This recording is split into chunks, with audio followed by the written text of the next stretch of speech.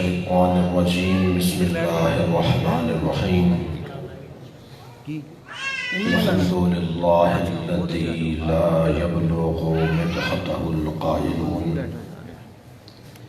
ولا يحصي نعماءه العادون ولا يغطي حقه المجتهدون الذي ليس لصفته حد محدود ولا نعت موجود ولا وقت معدود ولا أجل ممدود فترى الخلائق بقدرته ونشر الرياح برحمته والصلاة والسلام على الرسول المسدد المصطفى الأمجد المحمود الأحمد سيدنا ومولانا ومولى الكونين جد الحسن والحسين وعاني أبا القاسم محمد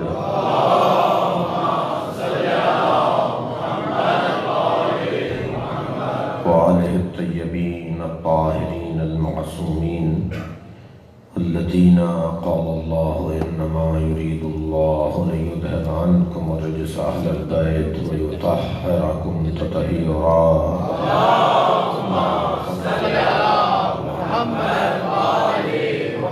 ولعنة الله على أعدائهم أجمعين من يوم عداوتهم إلى قيام يوم الدين أما بعد قال الحكيم في قرآن الكريم بسم الله الرحمن الرحيم لقد رأى من آيات ربه الكبرى صلوات اللهم صل على محمد تكبير الله أكبر يا رسول الله تكبير الله أكبر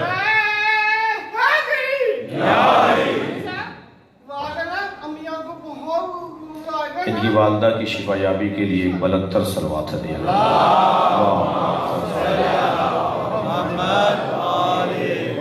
ایک اور صلوات ان کی شفا یابی کے لیے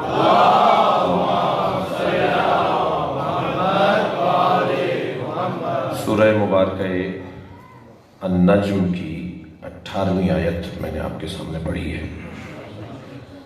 سورہ والضحیٰ اور سورہ النجم، یا یوں کہہ دوں کہ سورہ والضحیٰ و سورہ والنجم، اللہ نے یہ دونوں سورے اپنے مصطفیٰ کی شان میں نازل کیے ہیں، اور ان دونوں سوروں میں ایک حسن یہ پایا جاتا ہے کہ لہجہ ایسا ہے جیسے عاشق معشوق کی بات کر رہا ہے۔ وہ کیفیات جو عشق کی وادی کی کیفیات ہے نا، زلفوں کی باتیں ہوں گی، اداؤں کی باتیں ہوں گی۔ اب دنیا نے عشق کے لفظ کو عشق مجازی کے ساتھ محدود کر دیا، اگرچہ عشق مجازی تو ناکام لوگوں کی کوشش کو کہا جاتا ہے، ہلکا اور سستا اور معمولی اور جس کو کہہ لیجئے کہ ارزان کام ہے جس کو عشق مجازی کہا جاتا ہے۔ مہنگا کام تو عشق حقیقی ہے جس میں خرچہ ہوتا ہے نا جی۔ عشق مجازی میں معشوق تک پہنچ جانا ہی کمال ہے، بس اس کے بعد کچھ ہے ہی نہیں، اور عشق حقیقی میں معشوق تک پہنچنا آغاز ہے اور پھر بات آگے بڑھتی ہے۔ جس طرح لفظ سیاست کچھ غیر سیاسی لوگوں نے اتنا استعمال کیا کہ وہ بدنام ہو گیا، ایسے ہی لفظ عشق کچھ غیر عاشقوں نے استعمال کیا تو اسے بدنام کر دیا۔ ورنہ کوئی سمجھے کہ عشق کسے کہا جاتا ہے تو اسے حسین کے دروازے پہ جانا ہوگا۔ امام حسین سے بڑا تو کوئی عاشق نہیں ہے، جسے علامہ اقبال بھی کہہ رہے ہیں کہ حدیث عشق دو وابست کربلا و دمشق، عشق کی دو ہی تو داستانیں ہیں، کربلا یا دمشق۔ علی زبائی آگے آ جائیے۔ حدیث عشق دو وابست کربلا و دمشق، یکے حسین رقم کرد دیگر زینب۔ ایک عشق کی داستان امام حسین نے لکھی ہے اور ایک جناب زینب نے۔ تو اس سورہ النجم کے اندر بھی اللہ اپنے حبیب کی معراج کا اور اپنے حبیب کے سفروں کا ذکر کر رہا ہے، اور سورہ والضحیٰ کے اندر بھی ایسے ہی. اور یہ جو انداز اللہ نے اپنایا ہے کہ اور سورہ مبارکہ اسراء پورا سورہ سرکار کو معراج پر جب اللہ لے گیا تو اس سفر کو اللہ یاد کر رہا ہے. سبحان الذی اسریٰ بعبدہ، سبحان الذی اسریٰ عبدہ لیلا من المسجد الحرام الى المسجد الاقصی الذی بارکنا حولہ. بابرکت ہے وہ ذات جو اپنے بندے کو لے گئی. معراج پر بندہ جا رہا ہے، تعریف لے جانے والے کی ہو رہی ہے. یعنی اللہ اپنے بندے کی وجہ سے اپنا تعارف کروا رہا ہے. میں لفظ اور بہتر کر دیتا ہوں، کسی عبد کے لیے یہ بہت بڑا مقام ہے کہ اس کا معبود اس کی وجہ سے پہچانا جائے. یہ سرکار کی ذات کے ساتھ خاصہ ہے. اور جب معراج پر اللہ لے جا رہا ہے اپنے حبیب کو تو وہاں کیوں لے گیا؟ لِنُرِيَهُ مِنْ آیَاتِنَا. کیوں لے کر گیا ہے بھائی؟ کیوں آج جناب زین اور حسنین نے اپنے گھر بلایا ہے؟ تاکہ محفل میلاد میں ہمیں شریک کیا جائے. کیوں آپ نے فلاں جگہ پر بلایا؟ اس لیے کہ جی فلاں مثلا مسجد کا سنگ بنیاد ہو رہا تھا. تو دعوت تو ہوتی نہیں ہے جب تک کہ وجہ دعوت نہ بتائی جائے. اور اگر بغیر وجہ دعوت کے بلا لیا جائے تو پھر شک ہونے لگتا ہے کہ کوئی مطلب ہے جو اسے چھپایا جا رہا ہے. دعوت ہو اور اس کی وجہ دعوت معلوم نہ ہو، سبب دعوت معلوم نہ ہو، کیوں آخر بلایا جا رہا ہے. اب یہاں اللہ اپنے حبیب کو بلا رہا ہے نا معراج پر، تو سرکار کو جب معراج پر بلایا جا رہا ہے تو اس کا سبب بھی بیان کیا جا رہا ہے. کیوں بلا رہے ہیں ہم؟ کیا چیز یہاں کم تھی؟ اچھا دعوت پر بلایا جائے اور زین میاں کیا ہوگا کھانے میں؟ کہنے لیں جی تشریف لائیے گا، چٹنی روٹی ہوگی. اور واقعاً چٹنی روٹی ہی ہو تو کہیں گے بھائی ان سے زیادہ سچا ہم نے آج تک دیکھا ہی نہیں. جو بولتے ہیں وہی کر کے دکھاتے ہیں. ایک سلوات پڑھ لے ذرا محمد وعلیہ.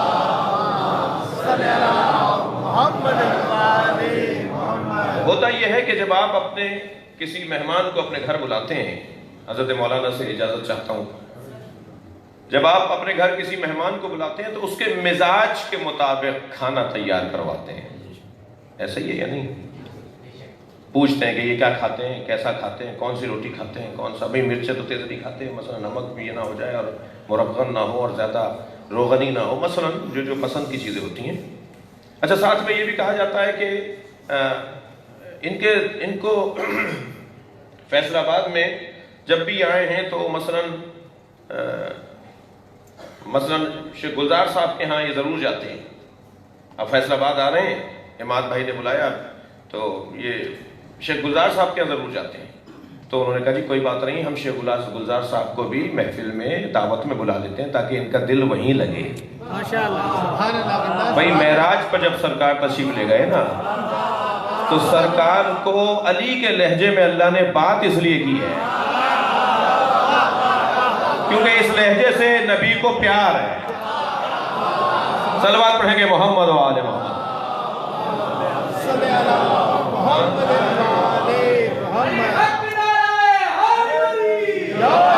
جب 85 جگہ ہمیں بھی دعوت دی جاتی ہے، ہماری جگہ نہیں جاتے.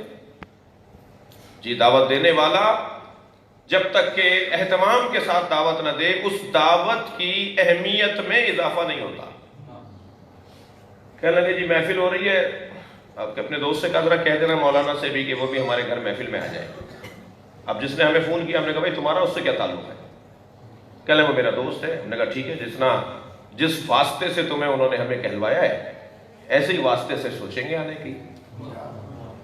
اگر ہمارے کوئی احترام ہوتا، میں ایک مثال دے رہا ہوں جو رائج باتیں ہیں، ممکن ہے کہ میں اس مزاج کا نہ ہوں، ممکن ہے میں ان الجھنوں کا شکار نہ ہوں، لیکن جو معاشرے میں رائج باتیں ہیں، کہنا جی محفل تو حسنین کے گھر تھی، زین کے گھر تھی، مگر انہوں نے اپنے ایک دوست سے کہا کہ فلاں کو بھی کہہ دینا کہ وہ بھی آ جائے. تو بھائی مجھے خود کیوں نہیں کہا انہوں نے؟ تو جتنا اہتمام بھائی خود فون کر رہے ہیں، گھر چل کر آئے، ایک تحریر لکھ کر دے کر گئے ہیں، سلام لکھا، اس میں بڑے ادب سے لکھا کہ جی میرے گھر محفل میں تشریف لائیے گا، بڑے اہتمام کے ساتھ. اور یہ بھی لکھ دیا کہ ہم نے دسترخوان پہ آپ سنا ہے آپ کو فلاں مثلا چٹنی پسند ہے. تو وہ بھی ہم نے دسترخوان کے اوپر رکھی ہوئی ہے.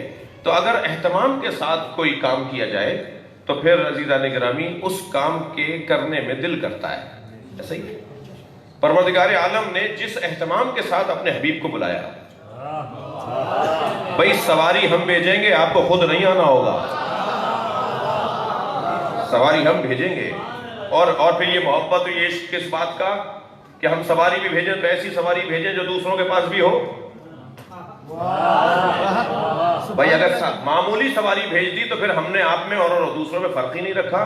ہم سواری بھی ایسی بنائیں گے جو ایک ہی دفعہ بنے گی اور آپ ہی کے لیے بنے گی،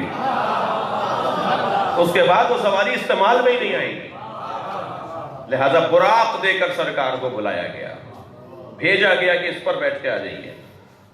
اور پھر جو لگام پکڑ کے چل رہے تھے، اچھا دعوت پہ وہ بھی جائیں گے. اگر دعوت عاشقانہ ہے تو پھر تو محرمانہ بھی ہونا چاہیے، عاشقانہ ہے تو محرمانہ بھی ہونا چاہیے. تو ایک مرحلے پہ آگے جبریل کہہ رہے ہیں کہ اس سے آگے اگر ایک قدم بھی بڑھا تو میرے پر جل جائیں گے.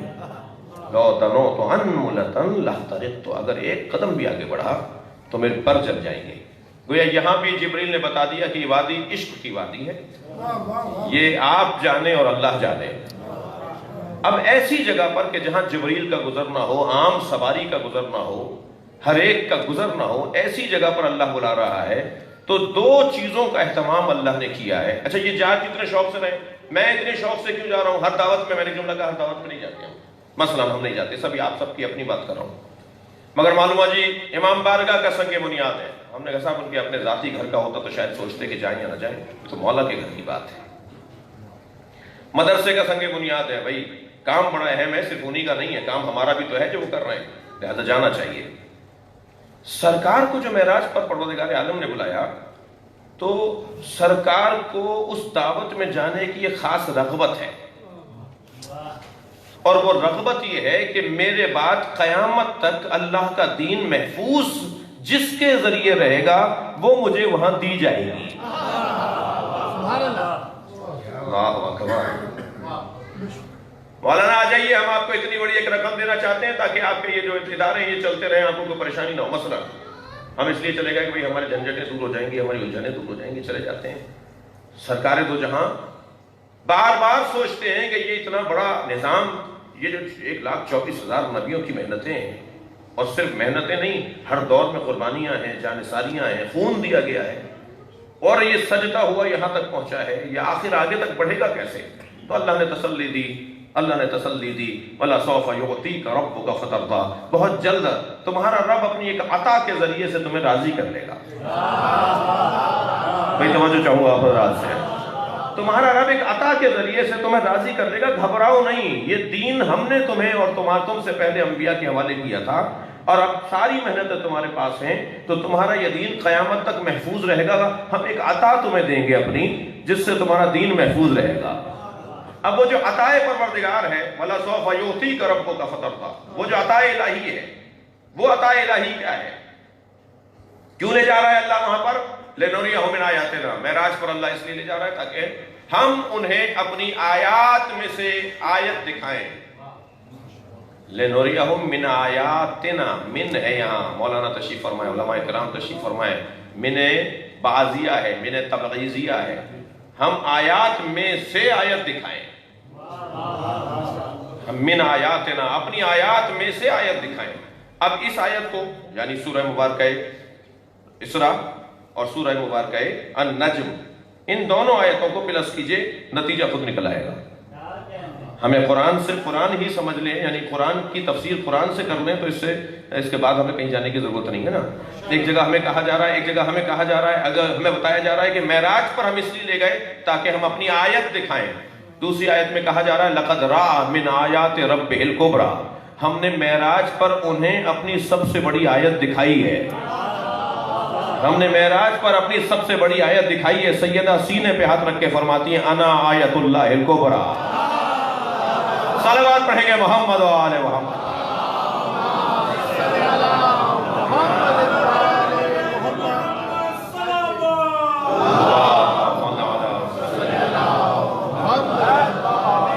بیوی فرما رہی ہیں، بیوی فرما رہی ہیں میں اللہ کی سب سے بڑی آیت اللہ کی سب سے بڑی آیت کون ہے؟ سیدہ کی ذات. اور معراج پر بلایا گیا ہے تاکہ ہم اپنی آیات میں سے دکھائیں. اتنے اہتمام کے ساتھ اللہ بلائے گا تو کیا چھوٹی آیتیں دکھائے گا؟ ساری چھوٹی آیتیں تو رستے میں دیکھتے ہوئے آئے نا. کیا کچھ نہیں دیکھا. سرکار کی حدیث معراج کو اگر کتاب کی شکل میں تلاش کریں تو اتنی ضخیم کتاب بن جائے گی جو نبی نے بتایا کہ میں نے کیا کیا دیکھا. لیکن کسی بھی دیکھنے والی شے کو اللہ نے آیت کبریٰ نہیں کہا سوائے سیدہ زہرا کی ذات کے. بی بی اللہ کی سب سے بڑی آیت جسے دکھانے کے لیے معراج پر بلایا گیا. اب بلا کر دکھا دیا گیا. پریشان نہیں ہو، گھبراؤ نہیں، یہ فاطمہ قیامت تک تمہارے دین کی محافظ ہے. اب دیکھ کر آ گئے تھے، تسلی تھی کہ مجھے یہ چیز دی جائے گی. یا اللہ کب آئے گی نیچے، یا اللہ کب آئے گی زمین پر. بھائی ولادت پڑھ رہا ہوں بی بی کی. وہ دیکھ کر آ گئے تھے معراج کے اوپر. معراج کوئی پہلی ہجری میں تو نہیں ہوئی ہے، معراج کوئی آخری 11ویں ہجری میں تو نہیں ہوئی ہے. دیکھ کر آ گئے سرکار کے معراج پر اللہ کی سب سے بڑی آیت موجود ہے. اب بار بار پوچھ رہے ہیں، اب بار بار دیکھ رہے ہیں کب آئے گی میری فاطمہ، کب آئے گی آیت، کب آئے گی میری آیت. جب سرکار دو جہاں کو طلب بڑھنے لگی کہ میں اپنی فاطمہ کو دیکھنا چاہتا ہوں، میں اپنی آیت کبریٰ کو دیکھنا چاہتا ہوں، فرمایا 40 دن کے لیے دنیا سے دور ہو کر. اللہ اکبر. میں ایک سہارا چاہوں گا. دیکھیے ہر جگہ ہر سواری نہیں اترتی. یہ جو آپ کے مین روڈ ہے اس پہ جہاز نہیں اترے گا. شاید روڈ ہی بٹھا دے وہ. جی ہر رن وے پر جہاز نہیں اترتا. ہر روڈ پر ہر گاڑی کو نہیں. آپ کے یہاں بیریئر لگے ہوئے ہوتے ہیں، ایرو لگے ہوئے ہوتے ہیں، پابندیاں ہوتی ہیں، چالان ہو جاتے ہیں یہاں سے یہ گاڑی کیوں لے کر آ گئے. ہر سواری ہر جگہ نہیں آتی. جبریل بھی ہر گھر میں نہیں اترتا. ہر گھر کے اس قابل نہیں ہے کہ جبریل اس وقت رہے. جی ہمیں معلوم ہو جاتا ہے فلاں صاحب نے رشوت سے مکان بنایا ہے، ہمیں معلوم ہو جاتا ہے کہ ان کے پاس حرام کا پیسہ زیادہ ہے، تو ہم خود احتیاط کرتے ہیں کہ وہاں نہیں جاؤ. ان کے دسترخوان سے کھانے والا لقمہ اگر ہمارے حلق سے اترے گا تو ہم پر بھی اس کا اثر ہوگا. یعنی میں اور آپ احتیاط کرتے ہوں. جو نظام کائنات چلانے والے لوگ ہیں ان کے ہاں احتیاط کا کیا عالم ہے. شرعی طور پر آپ نے 85 وہ نجاست خوار مرغی آپ کو نظر آ جائے کہ یہ نجاست کھاتی ہے، تو حکم یہ ہے کہ 3 دن تک اسے اس کا پیر باندھ کے 3 دن تک اس کا تزکیہ کیا جائے، اور 3 دن پاک غذا یعنی نجس غذا جو ہے وہ اسے نہ دی جائے، پاک غذا دی جائے اسے. اور پھر جبکہ وہ تو اس کے لیے تو نجاست تھی ہی نہیں. مرغی کے لیے جو فضلہ کھا رہی تھی وہ اس کے لیے نجاست تھی نہیں، وہ تو آپ کے لیے نجاست ہے. میرے اوپر تو کھانا حرام ہے اور میں اسے ذبح کرنے جا رہا ہوں. اس کے وجود میں وہ نجاست جو میرے لیے نجاست ہے وہ ابھی زندہ اور موجود ہے. پہلے اسے پاک کرو پھر اپنے حلق سے اتارو. یعنی شریعت. صلوات پڑھے ذرا محمد و آل محمد. شاید میری بات روشن ہے. وہ اس مرغی کا کھانا ہمارے لیے اس لیے جائز نہیں ہے کہ اس میں ہم نے نجاست کو جاتے ہوئے دیکھا جو ہمارے لیے نجاست ہے. یعنی جب تک توجہ چاہوں گا، جب تک وجود طاہر، وجود قابل، وجود اہل نہ ہو جائے اس وقت تک اس کا استعمال نہیں ہوگا. گھر کو پاک کیجئے جی فلاں کام ہونا ہے. مسجد میں نجاست آ گئی ہے سارے کام چھوڑیے، یہاں اللہ کا ذکر ہوتا ہے پہلے مسجد کو پاک کیجئے. یہ سارے احکامات کیوں ہیں؟ قابلیت کو ثابت کرنے کے لیے. قابلیت کو ثابت کرنے کے لیے. بعض لوگوں کو آپ نے دیکھا ہوگا کہ ان کے رویے کچھ ایسے ہوتے ہیں، ان کی زندگی کے طریقے کچھ ایسے ہوتے ہیں کہ پھر آواز دی جاتی ہے، بولا جاتا ہے، مشورہ دیا جاتا ہے، چھوڑ دیجیے، ان سے یہی توقع ہے. ان کے آبا و اجداد بھی ایسے ہی تھے، یہ خود بھی ایسے ہی تھے. جنہوں نے اتنا فلاں غلط کام کیا ہو تو ان سے یہی تو توقع ہے، ان سے اچھی بات کی توقع آپ کیسے کر سکتے ہیں؟ یعنی قابلیت، اہلیت، صلاحیت. عزیزان گرامی، جو کائنات کا اولین فرد ہو، جس سے اونچا کوئی وجود ہی نہ ہو، جسے بنانے کے بعد اللہ تکبر کرتا ہو کہ میں نے محمد کو بنایا ہے، جس کا وجود طہارتوں کا عنوان ہو، اب اس کے وجود میں فاطمہ کو اتارا جا رہا ہے. پہلے 40 دن کا چلہ کرو. اللہ اکبر. میری بات شاید گئی ہو. پہلے 40 دن غار حرا میں جا کے چلہ کرو تاکہ فاطمہ تمہارے اندر اتاری جائے. صلوات پڑھے محمد و آل محمد.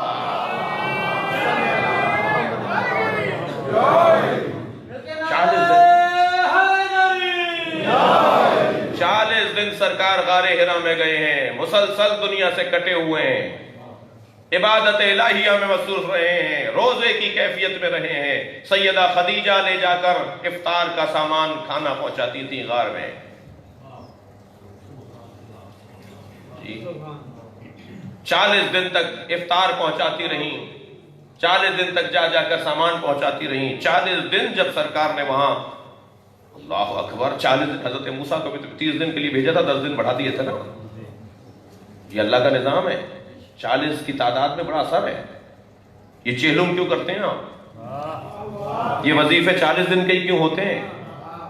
یہ امام حسین کا چہلم کیوں منایا جاتا ہے؟ یہ 40 کے عدد میں بڑی تاثیر ہے. من حفظ 40 حدیثہ, جس نے 40 حدیثیں یاد کر لیں, بعث اللہ یوم القیامہ فقیہا, اللہ قیامت میں اسے فقیہ مشہور کرے گا. لہذا ہمارے بڑے بڑے مراجع نے, مجتہدین نے 40 حدیثوں کے اوپر کتابیں لکھی ہیں. جیسے حضرت آیت اللہ خمینی کی کتاب ہے, شہید دستغیب کی کتاب ہے, شیخ بہائی کی کتاب ہے, چہل حدیث کے نام سے. عرفاء 40 حدیثیں لکھتے ہیں اور ان پر عمل کرتے ہیں اپنی زندگی میں, اور کہتے ہیں یہ جو ہم نے 70 سال سے فقہ پڑھ رہے ہیں اور پڑھا رہے ہیں اور ہمیں مرجع تقلید لکھا جاتا ہے, ہماری توضیح مسائل چھپ چکی ہے, شاید اس کی بنیاد پر ہمیں قیامت میں فقیہ نہ اٹھایا جائے, مگر ان نبی کی 40 حدیثوں پر عمل کرنے کی بنیاد پر. یہ 40 کی تعداد.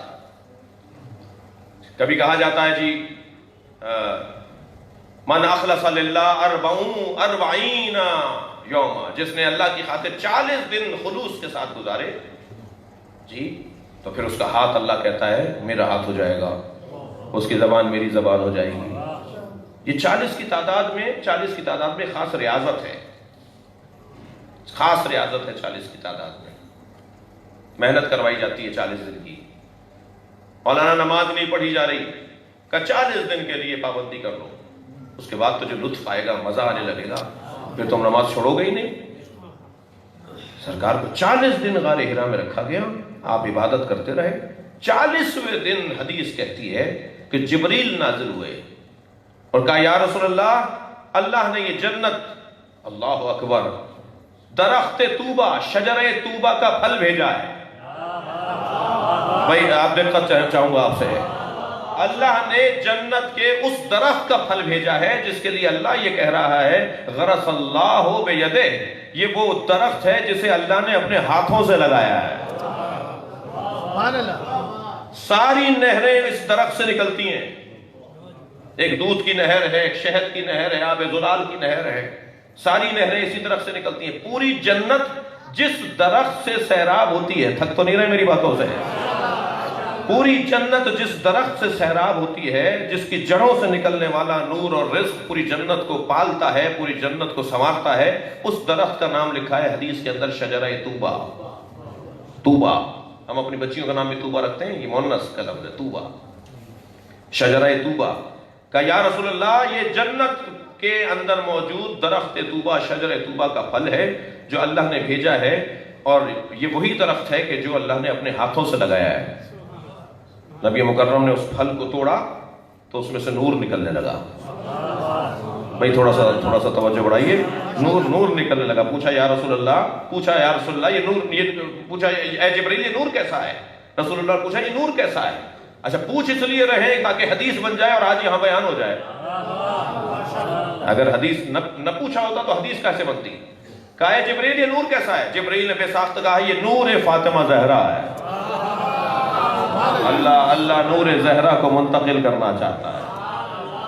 سرکار نے وہ نور, وہ پھل کھایا ہے جس سے نور سیدہ منتقل ہوا ہے جی, جسے شاید پھر 2 مصروں میں کہتا ہے اے جبین مصطفیٰ اتنا بتا, اے جبین مصطفیٰ یہ تو بتا کتنے سجدوں کا صلہ ہے فاطمہ. सलावत पढ़ेंगे मोहम्मद व आले मोहम्मद।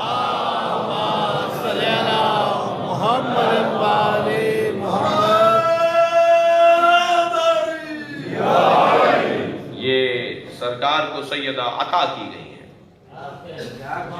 बात थोड़ी सी संगीन है, मगर जरूरी नहीं है कि ये इसको नशर भी किया जाए। तमाम आइम्मा असलाब शामिख और अरहाम मुताहरात से होते हुए आए, मगर सैयदा की जात वो वाहिद जात है जो दफातन आई है। भाई अभी तो मत सुनाइए हदीस, मैंने आपको सलवात पढ़े जरा मोहम्मद व आले मोहम्मद। नहीं यार, सलवात बहुत अच्छी नहीं हुई है।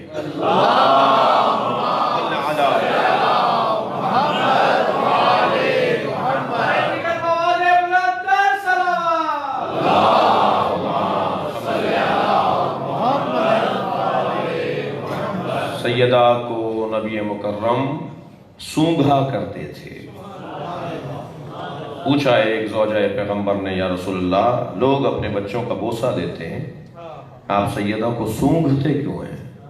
फरमाया, जब मैं जन्नत के फूलों और फलों का मुश्ताक होता हूँ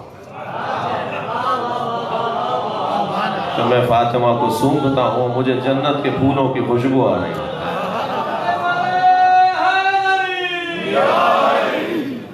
एक दिन सरकार मस्जिद में तशरीफ फरमा हुए, एक सहाबी ने पूछा, या रसूलल्लाह कहां से तशरीफ लाए? फरमाया, जन्नत गया था। सहाबा इकराम ने एक दूसरे को देखना शुरू किया, इसलिए कि सवाल बढ़ गया। क्या या रसूलल्लाह जन्नत कहां गए थे? कौन सी जन्नत, कैसी जन्नत, कहां है वो जन्नत जहां आप होकर आए? क्या मेरी फातिमा का घर। मैं जब भी फातिमा से मिलता हूं मुझे ऐसा महसूस होता है जैसे मैं अपनी जन्नत में आया हूं। अल्लाह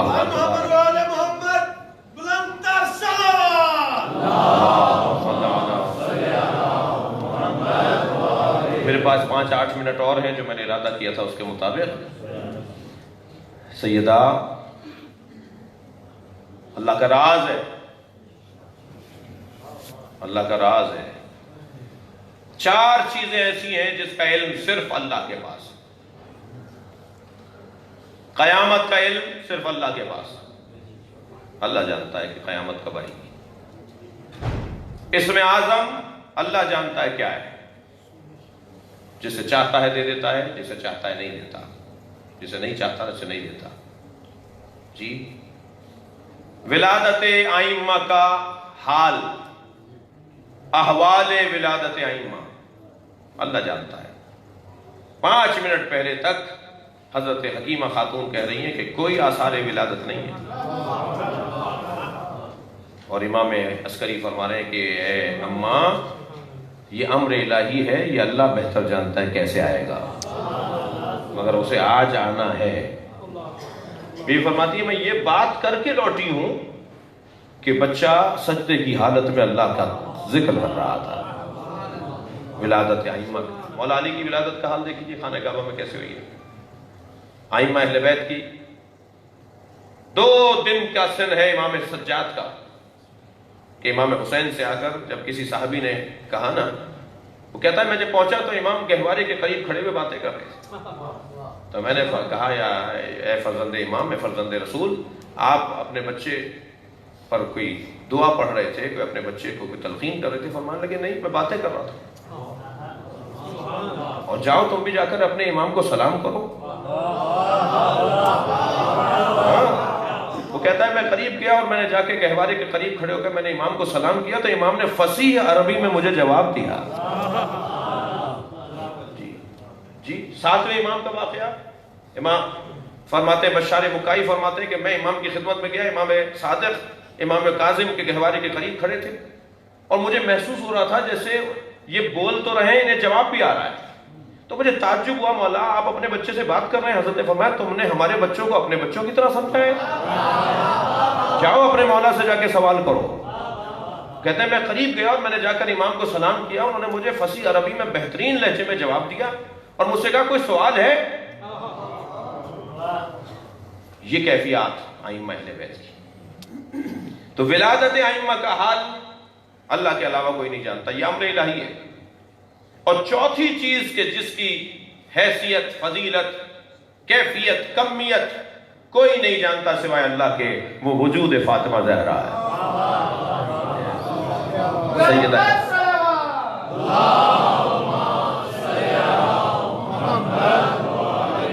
کوئی نہیں جانتا کہ سیدہ کا فطمت ان معرفتہا لما سمیت فاطمہ بفاطمہ، کیوں فاطمہ کا نام فاطمہ رکھا گیا؟ فرمایا فطمت ان معرفتہا، اس لیے کہ لوگ عاجز ہیں فاطمہ کی معرفت سے۔ ہم نہیں جان سکتے کہ یہ وجود کیا وجود ہے۔ بہت موٹی سی بات ہے، اپنے بچوں اور جوانوں کے لیے کہہ رہا ہوں، سیدہ بطول ہیں،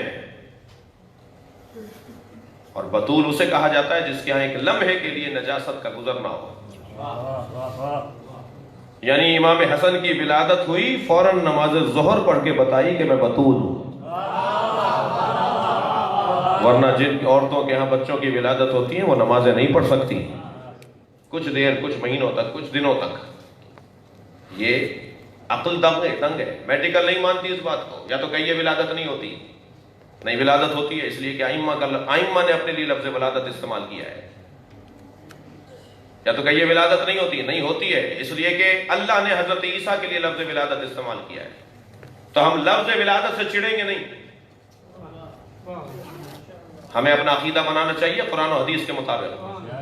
لفظ ظہور بہت اچھا ہے، بولیے، بولنا چاہیے، مگر لفظ ولادت میں توہین نہیں ہے، اس لیے کہ قرآن میں معصوم کے لیے لفظ ولادت آیا ہے۔ السلام علیہ یوم ولدت، حضرت عیسیٰ اور حضرت یحییٰ کہہ رہے ہیں اپنے لیے سلام ہو میرے روز ولادت پر۔ ائمہ اہل بیت کی 100 سے زیادہ حدیثیں میں سرچ کر چکا ہوں جس میں لفظ ولادت ائمہ نے اپنے لیے استعمال کیا ہے، اس لیے یہ کہنا کہ لفظ ولادت توہین ہے یہ بے کم علمی ہے۔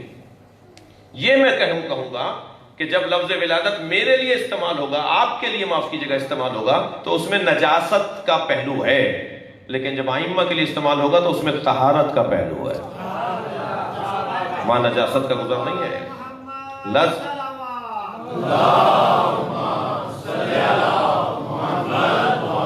مشترک ہے لیکن معنی مشترک نہیں ہے، معنی وہاں بدل جائے گا، یہاں بدل جائے گا۔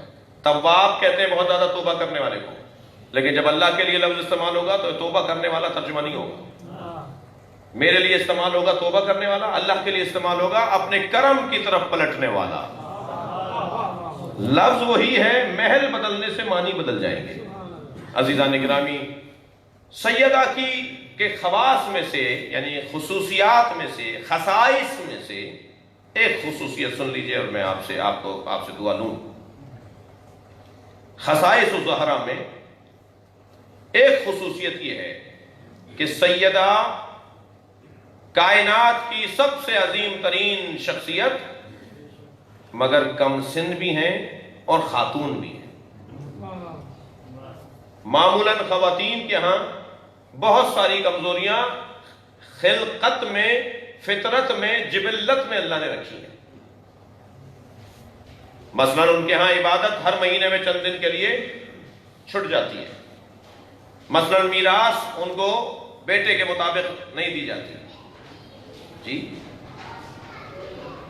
مثلاً مولا فرما رہے ہیں کہ وہ فیصلہ لینے میں اپنے جذبات کا شکار ہوتی ہیں، اس لیے خواتین کو اللہ نے جج نہیں بنایا، نہیں بننے دیا، نہیں بننے کی اجازت ہے کہ اگر ان کے سامنے کسی مجرم نے آ کر رونا دھونا شروع کیا، آنسو بہانا شروع کیے، تو یہ اس کے حق میں فیصلہ دے دیں گے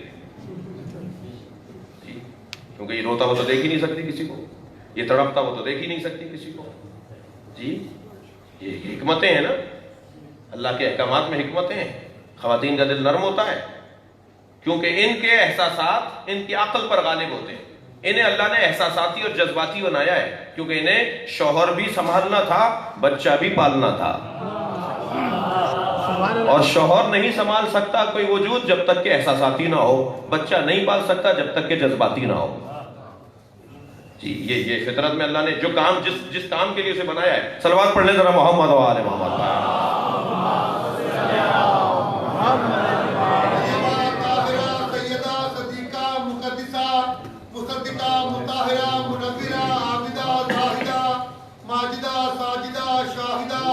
صابرہ، شاکرہ، صادقہ، کاملہ، عادلہ،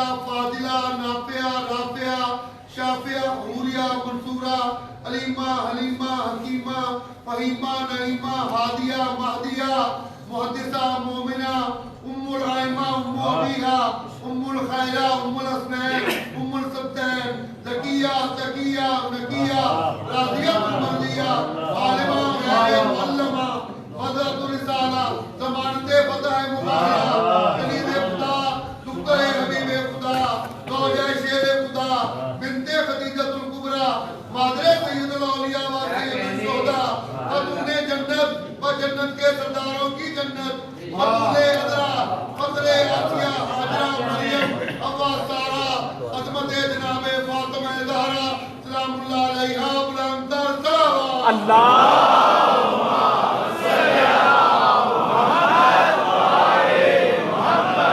سیدہ خاتون بھی ہیں، یعنی کائنات کی محترم مقدس اور افضل اور اعلیٰ شخصیت مرد نہیں ہے۔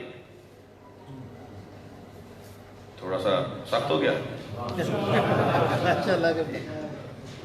اول شخص يدخل فی الجنہ فاطمۃ بنت محمد، جنت میں جو سب سے پہلے قدم رکھے گا وجود وہ جناب زہرا کا وجود ہے۔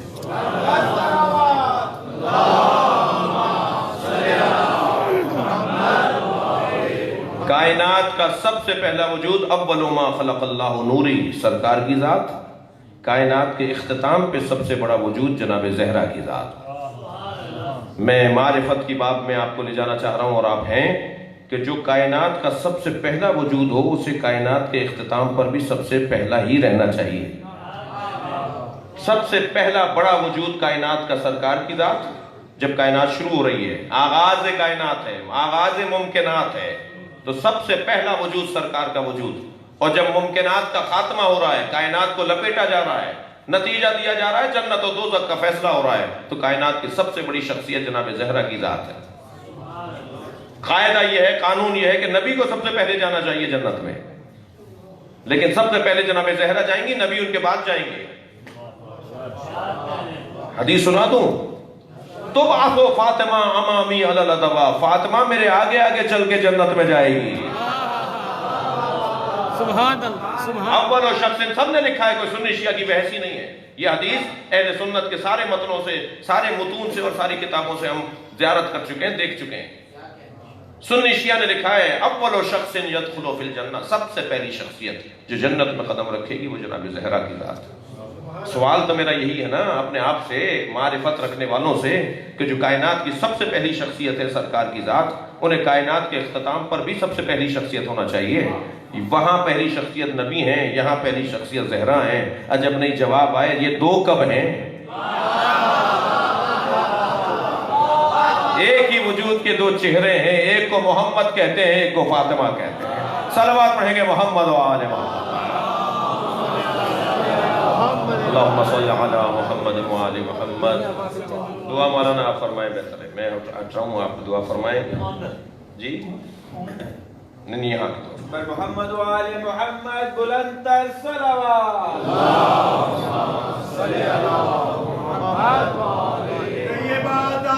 سیدہ زہرا شہزادی کون